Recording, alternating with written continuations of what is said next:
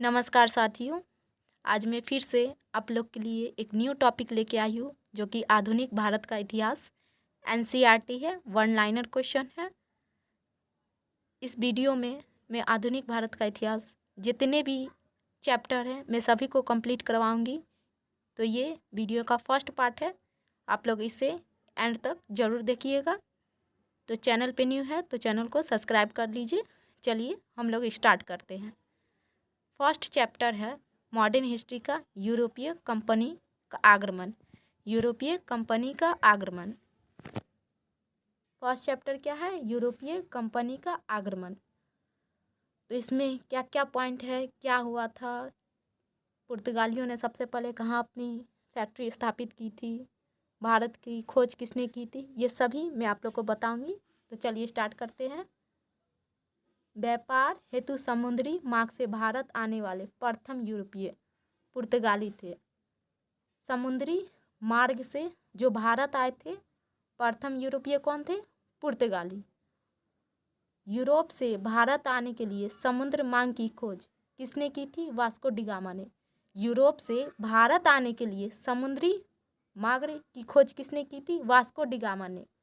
Vasco D gamma ने भारत कब आया था? 17 मई 1498। वास्को डी गामा ने भारत कब आए थे? 17 मई 1498। कालीकट बंदरगाह के तट पर किसने वास्को डी गामा का स्वागत किया था? जेमोरिन ने। कालीकट बंदरगाह के तट पर किसने वास्को डी गामा का स्वागत किया था? तो जेमोरिन ने किया था।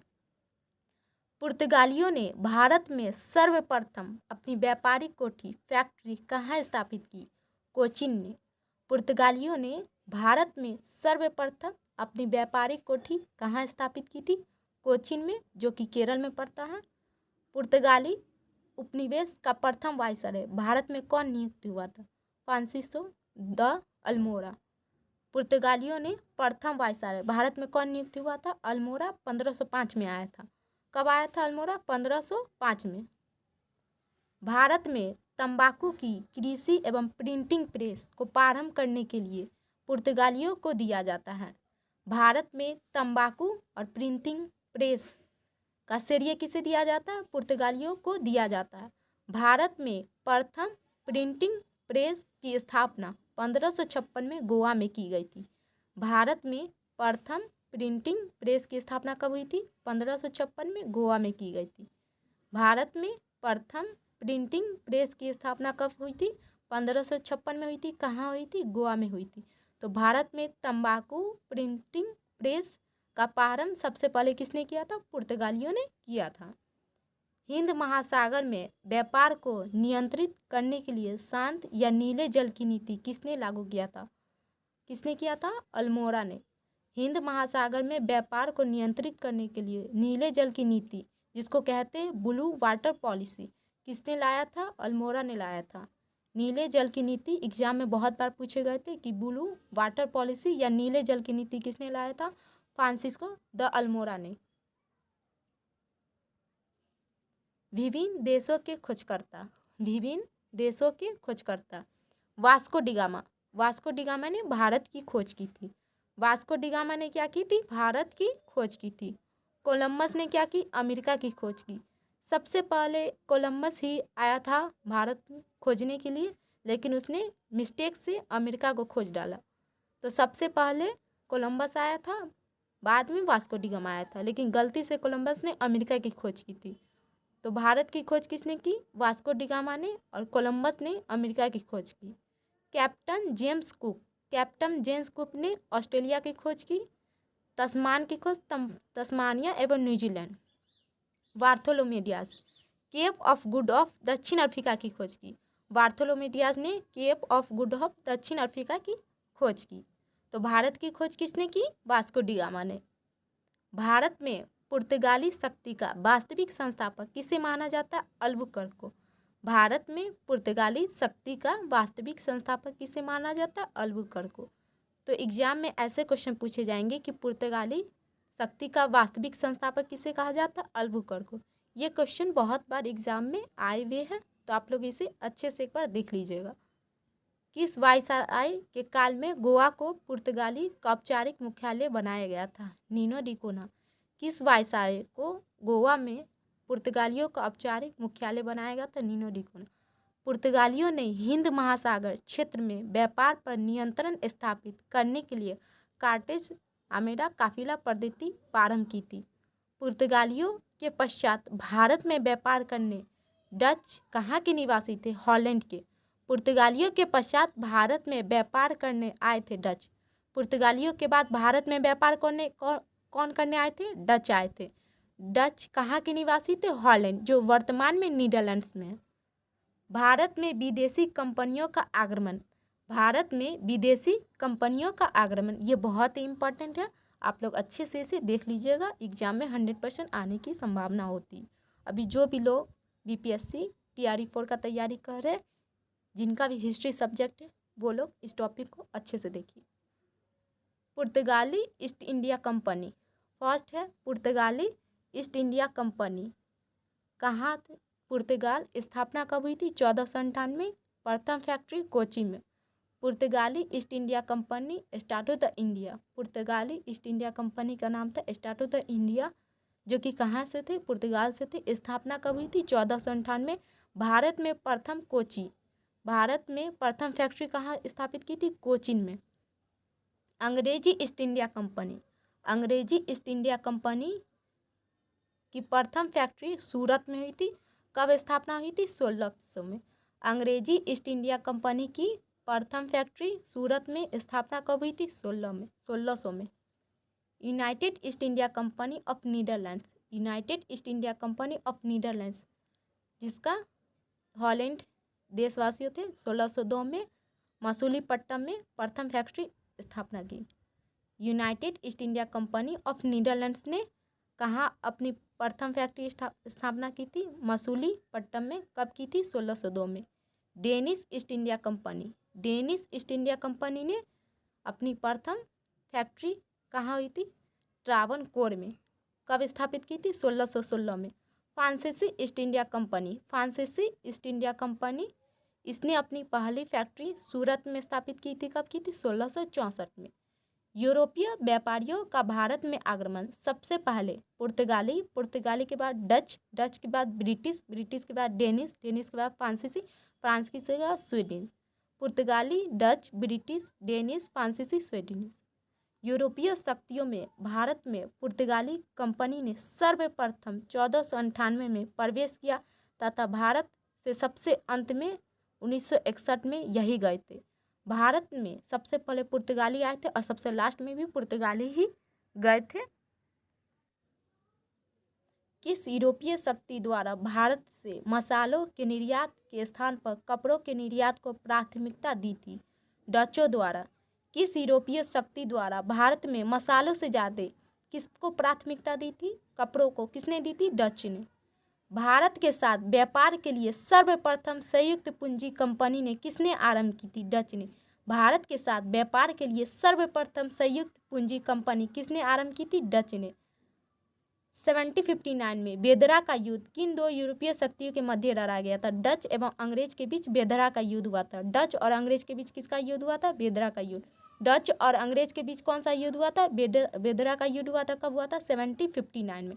1759 में कौन सा युद्ध हुआ था? बेदरा का, जो कि डच एवं अंग्रेज के बीच हुआ था। लंदन में ब्रिटिश ईस्ट इंडिया कंपनी के गठन के समय भारत का सम्राट कौन था? अकबर। लंदन में ब्रिटिश ईस्ट इंडिया कंपनी के गठन के समय भारत का सम्राट कौन था? अकबर था। ब्रिटिश सम्राट जेम्स प्रथम का दूत बनकर भारत में व्यापारिक कोठी स्थापित करने के उद्देश्य से जहांगीर के दरबार से आने वाला ब्रिटिश नागरिक कौन था? Captain Hawkins. जहांगीर के दरबार में कौन आया था? Captain Hawkins. जहांगीर के दरबार में कौन आया था? Captain Hawkins. कब आया था? 1608 में। जहांगीर के दरबार में कैप्टन हॉकिंस 1608 में आया था। तो 1608 में कौन आया था? जहांगीर के दरबार में कैप्टन हॉकिंस आया था। ब्रिटिश ईस्ट इंडिया कंपनी द्वारा भारत में प्रथम अस्थायी कारखाना मसूलीपट्टनम में।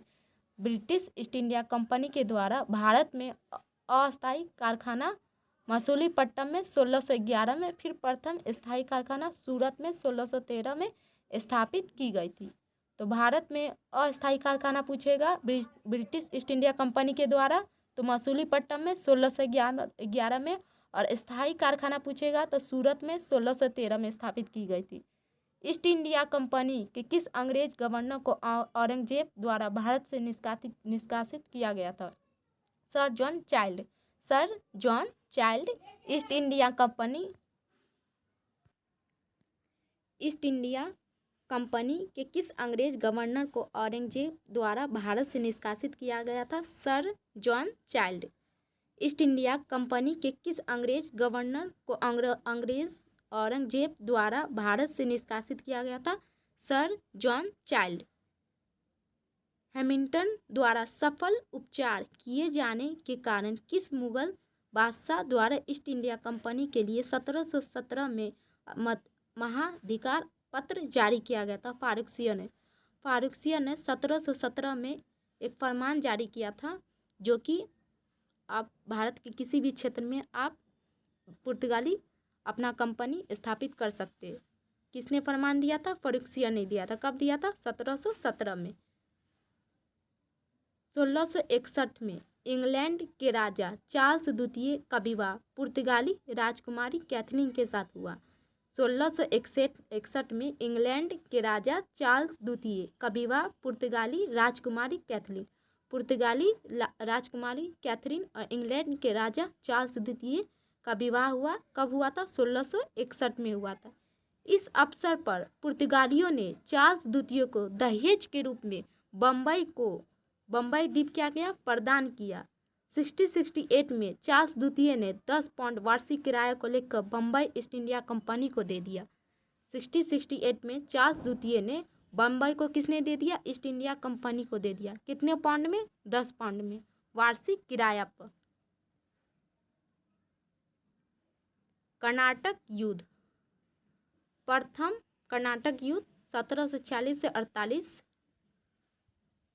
ऑस्ट्रेलिया के उत्तराधिकार का युद्ध। प्रथम कर्नाटक युद्ध कब हुआ था? 1746 से 48। द्वितीय कर्नाटक युद्ध कब हुआ था? 1749 से 54।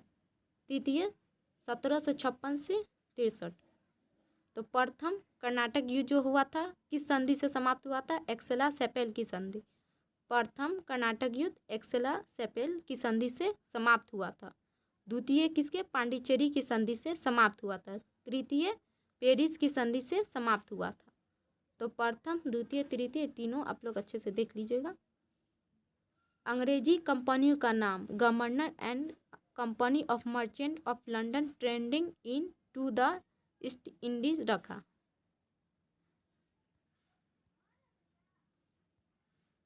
प्रमुख शहरों के संस्थापक। कलकत्ता के संस्थापक कौन थे? Job Charnock. कलकत्ता के संस्थापक जॉब चार्नोक। मद्रास के संस्थापक फ्रांसिस डे। नई दिल्ली के संस्थापक हर्बर्ट बेकर। बम्बई के गेरोल्ड ऑगनियर। यूरोपीय वासियों के लिए सर्वोत्तम सोरा और अफीम प्राप्ति का मुख्य क्षेत्र बिहार था। यूरोप वासियों के लिए सर्वोत्तम सोरा और अफीम प्राप्ति का मुख्य क्षेत्र बिहार था। 1664 में फ्रांसीसी कंपनी की स्थापना किसने की थी? कोलवर्ट ने। 1664 में फ्रांसीसी कंपनी की स्थापना किसने की थी? कोलवर्ट ने। फ्रांसीसी कंपनी की स्थापना किसके कार्यकाल में हुई थी? लुईस 14वां के काल में। फ्रांसीसी कंपनी की स्थापना किसके कार्यकाल में हुई थी? लुईस 14वां। फ्रैंक कैरो के द्वारा भारत में प्रथम फ्रांसीसी फैक्ट्री की स्थापना कहाँ की गई थी? सूरत में। फ्रैंक कैरो के द्वारा भारत में प्रथम फ्रांसीसी फैक्ट्री की स्थापना कहाँ की गई थी? सूरत में। कब की थी? 1668 ईस्वी में। फ्रांसीसी गवर्नर डुप्ले ने पहली बार भू क्षेत्र अर्जित करने के उद्देश्य से भारतीय राजाओं के विवादों से भाग लेने की नीति आरंभ की थी। फ्रांसीसियों द्वारा फोर्ट लुई नामक किला कहाँ बनवाया था? पांडिचेरी में।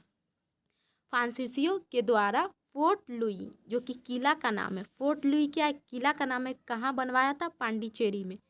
पांडिचेरी का प्रथम फ्रांसीसी गवर्नर फ्रांको मार्टिन। पांडिचेरी का प्रथम फ्रांसीसी गवर्नर कौन था? Franco Martin. पुर्तगालियों को सॉरी के स्थान पर किस अंग्रेज अधिकारी ने पराजित किया था? थॉमस बेस्ट ने।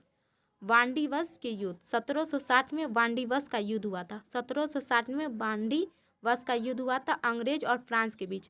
अंग्रेज और फ्रांस के बीच वांडीवस का युद्ध हुआ था 1760 में। कर्नाटक का युद्ध किनके मध्य लड़ा गया था? अंग्रेज एवं फ्रांस के बीच। कर्नाटक का युद्ध अंग्रेज एवं फ्रांस के बीच लड़ा गया था। 3 कर्नाटक युद्ध हुआ था। प्रथम कर्नाटक युद्ध किस संधि के माध्यम से समाप्त हुआ था? एक्सेला सेपेल की संधि 1748 में। ये चैप्टर पूरी कंप्लीट हुई। तो कल मैं एक न्यू चैप्टर से फिर से स्टार्ट करूँगी मॉडर्न हिस्ट्री का। आप लोग को चैनल अच्छा लगता है तो सब्सक्राइब कीजिए, लाइक कीजिए, कमेंट कीजिए और अपने फ्रेंड दोस्तों को शेयर कीजिए। जी धन्यवाद।